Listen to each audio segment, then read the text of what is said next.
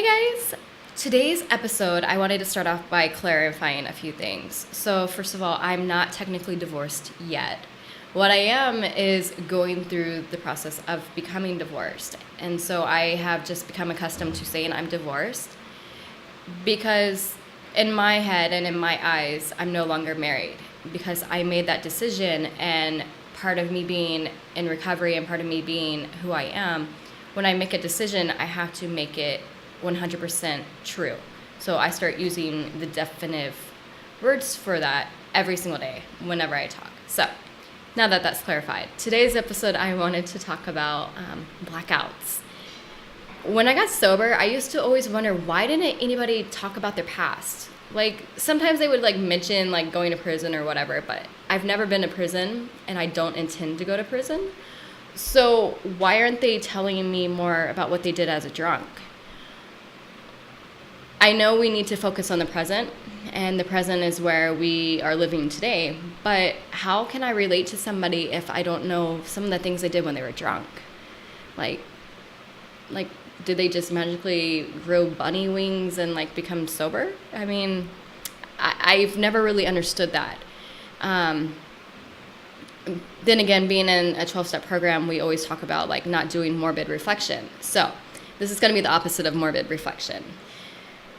When I drank, I was a blackout drinker. It was sometimes not so pretty, and sometimes it was hilarious if you weren't me. A few instances, I used to drink a lot in Seattle, and so I remember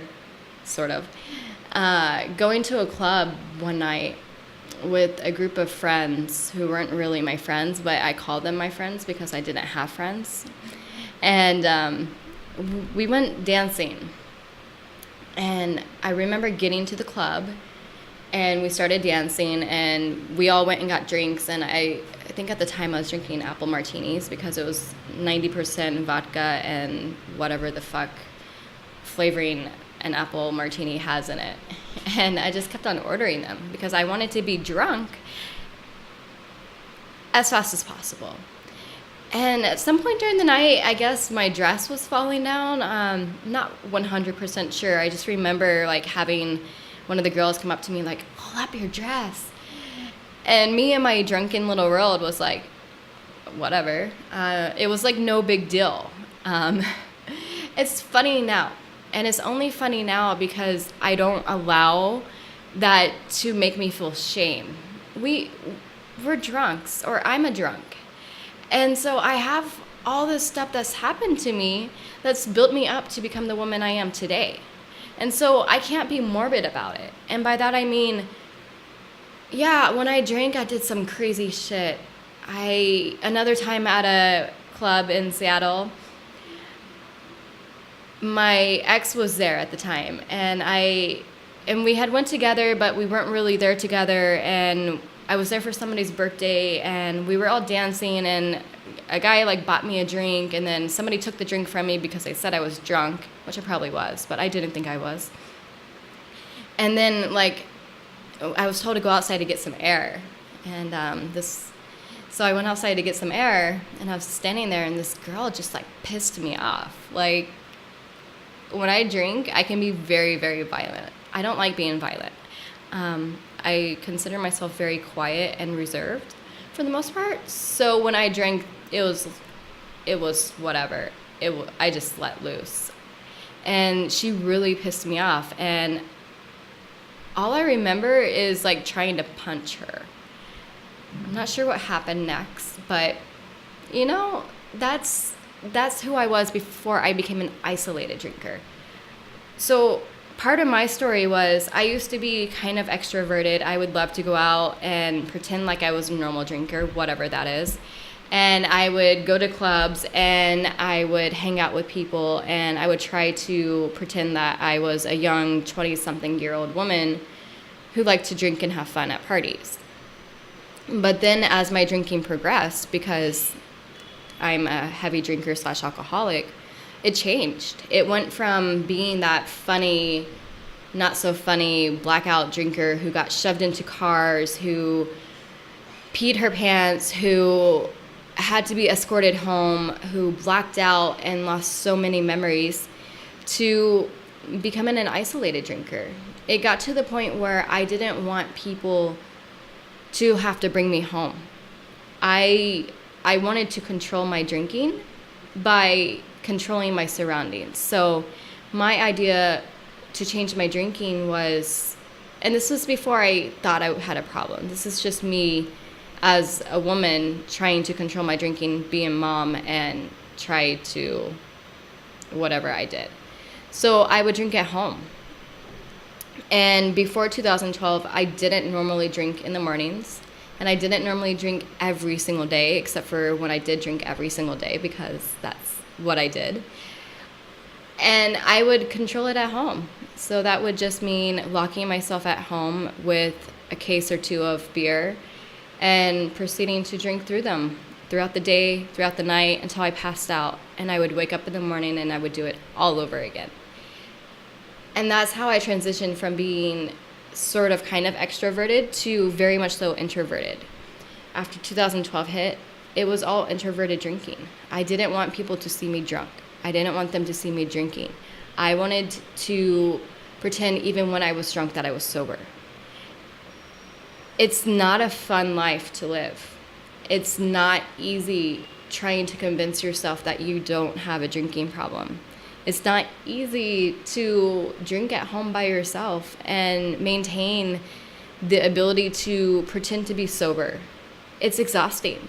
So if you find yourself on a day-to-day basis trying to count your drinks or control your drinking and only drink at this time or only drink at this place or only drink beer or only drink wine or only drink vodka or whatever else crazy scenario that you're punishing yourself with, just know that there's hope. I never thought that I could stop drinking. I thought I was doomed to be a drinker for the rest of my life. I thought that was my life. I saw my brothers drinking, smoking weed, getting high, ruining his life, driving cars, robbing stores. I saw my other brothers struggling with mental health issues. And then there I was. And I had a kid, and we lived in a house, and I had a car. And so what? I like to drink. So what if I bought 50 beers and I proceeded to drink them all within 2 days? So what if I passed out on the couch at 7 p.m. after a hard day of drinking? What else was I supposed to do? That's what I kept telling myself. Until I started realizing it wasn't enough. And so I drank more because that was my rational thinking. Bottom line is, we don't have to stay on that path. At my bottom, I drank a lot. I was drinking 30-something beers a day, sometimes vodka added in, sometimes wine. Anything to take me over to that perfect place that I didn't know what was perfect.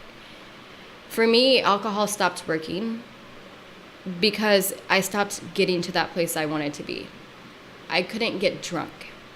I couldn't get that blackout effect. Sometimes I still blacked out, but it wasn't the same as when I had first began drinking. I didn't get to feel that numb feeling that I had in the original days of my drinking. I was starting to feel pain and guilt and shame and remorse and every bad thing that I had done. I was getting flashbacks of my childhood traumas. I was remembering things that I had worked so hard to shove down and not remember.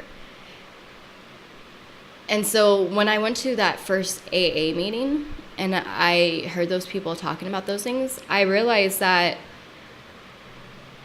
I was scared. I didn't know how not to drink, but I knew I couldn't not drink. And I knew if I kept drinking, I was going to die.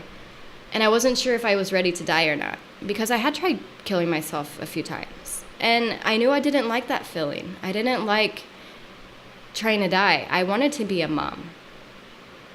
I wanted to be a healthy person, but I physically didn't know if I could stop. And I didn't know who to ask for help. I I used to write emails and read online and join groups online and ask so many people, how did you stop drinking? That was the mystery I never fully understood. How do you go from blacking out and showing yourself to people accidentally while in a blackout, to punching people, to isolating, to drinking so much that you have alcohol poisoning for 5 days in a row, and yet you just keep drinking because that's the only cure that you know of to get rid of alcohol poisoning? How do you go from that to not drinking anything? Anything. How the fuck do you not drink anything ever? Ever again? And then they kept on saying like 1 day at a time. And I say that now all the time because it's true. I didn't have to worry about not drinking for the rest of my life. I just have to not drink today. So that's why it's 1 day at a time. Yesterday's gone, tomorrow's tomorrow, today is all I have. So if I don't drink right now, and I don't drink in the next 5 minutes, then I'm doing pretty good, you know? It's a pretty awesome day because I woke up sober, don't have alcohol poisoning, not throwing up. I remember what I did last night. I don't have to fill in those holes or blanks of memory. I don't have to look at videos of myself drunk. I don't have to be punished by anyone or anything, including myself. And all I have to do is not drink right now.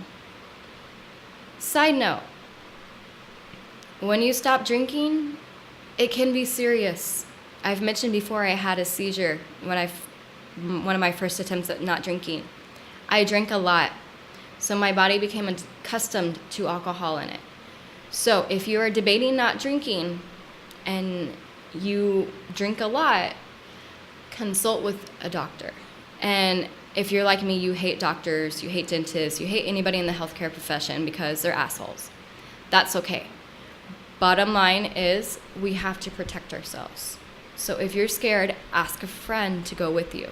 But do not stop drinking by yourself. Do not detox those first 3 days by yourself because you can have a seizure. You can have tremors. You can have hallucinations. You will sweat a lot. You will be so thirsty. Lots of water. Not coffee, not tea, water. And just don't give up. Those first 3 days can feel like the world is ending and you're weak and you can't see straight and it's so lonely and you don't have your best friend alcohol beside you. And you feel like you're gonna die because you just keep sweating and shaking and you might be seeing or hearing things. And what if you have that seizure that I was talking about? But the first 3 days are the hardest. And then after 7 days, the alcohol is out of your system. And then after 8 days, you start building up new methods of coping. You can join a group. You can reach out to people. You just keep pushing forward because it really is 1 day at a time. We don't know our future. We can't change our past. So we have to stay right now. And right now means doing the best that you can, whatever that means for you. Not what's best for me, not what's best for your neighbor or the person down the street, but what's best for you. So thanks for listening and stay tuned for more.